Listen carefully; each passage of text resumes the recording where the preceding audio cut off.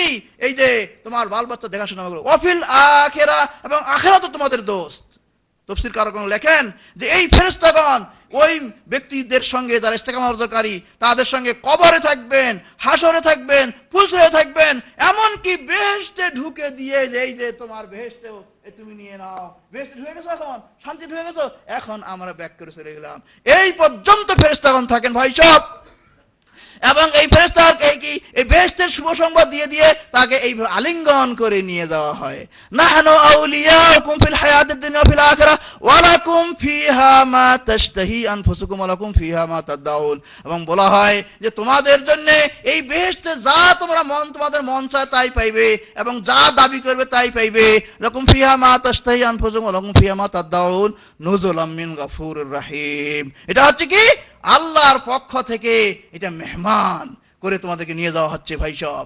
এইভাবে তাদেরকে অভয় দিয়ে আলিঙ্গন করে তাদেরকে নিয়ে যাওয়া হয়, এইভাবে কাজের জন্য, এটা ইস্তেকামত অর্জন করার জন্য। এরপরে ওই ব্যক্তিকে ইস্তেকামত অর্জন করে এই ব্যক্তিকে বুখারী শরীফে হাদিসে আছে যখন কবরে রাখা হয় তখন মুনকির নাকির এসে বলে মান রাব্বুকা ওমা দীনুকা ওমা হাদা নবিয়্যুল ওয়াসাফিকুম, তোমার প্রভু কে ছিল, তোমার দিন কি ছিল, আর এই মুহাম্মদ সাল্লাল্লাহু আলাইহি ওয়াসাল্লাম ইনি কে ছিলেন। তখন সাথে সাথে উত্তর দিয়ে দেয়। যখন উত্তর দিয়ে দিল তখন উত্তর দেওয়ার সাথে সাথে আল্লাহর পক্ষ থেকে গায়বী আওয়াজ হয়ে যায়, আনসাদাকা আব্দি, এই বান্দা সত্য বলেছে, দুনিয়াতে সত্য পথে চলেছে, ইস্তেকামত অর্জন করেছে, সরল পথে চলেছে, সত্য বলেছে। আফরিশু লাহু মিনাল জান্নাতে, বেহেশত থেকে পোশাক নিয়ে এসে বিছানা নিয়ে এসে কবরে বিছিয়ে দাও। ওয়া আলবিসু লাহু মিনাল জান্নাতে, এবং তার পোশাক বেহেশত থেকে এনে পরিয়ে দাও। ওয়াফতাহু লাহু বাবাল জান্নাতে, এবং বেহেশতের দিকে তার একটা দরজা খুলে দাও, সেখান থেকে আলো বাতাস আসতেই থাকবে। এবং বলা হবে নাম কা নাওমাতিল আরুস, তুমি ঘুমাও যেভাবে বাসর ঘরে স্বামী স্ত্রী ঘুমায়, এইভাবে ঘুমাও। ঘুমিয়ে যাবেন, এরপরে সিংহায় যখন ফুক হবে তখন উঠবে, জিজ্ঞাসা করা হবে কতদিন ছিলে এই কবরে, কইছে ইয়াউমান আও বাদা ইয়াউম, একদিন অথবা অর্ধদিন। এইভাবে এতটুকু সময় চলে যায় ভাই সব।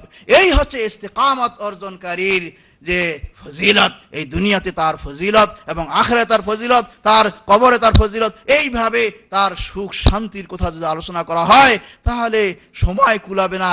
আমি এই পর্যন্তই আমি শেষ করছি। সর্বশেষ আহ্বান, সর্বশেষ দাবি আপামর এই ভাইদের কাছে এটাই করে যেতে চাই যে আসুন ভাই সব, সিরাতে মুস্তাকিম সরল পথে চলা এটা সহজ বিষয় নয়। কারণ এইটার পিছনে অনেক শত্রু রয়েছে, এইটার পিছনেই সাধারণ কাজ করে, যে অসৎ পথে আসে আপনি তো কাজ করবে না। এই জন্য করে আমাকে জেনে শুনে দেখে শুনে আমাদেরকে জেনে এগিয়ে যেতে হবে। আজকে এত বড় ফুরসত, আপনারা এই দেশে এসে যদি কোটি থেকে কোটি টাকা আপনারা ইনকাম করেন তাহলে যতখানি আপনারা উপকৃত হবেন না।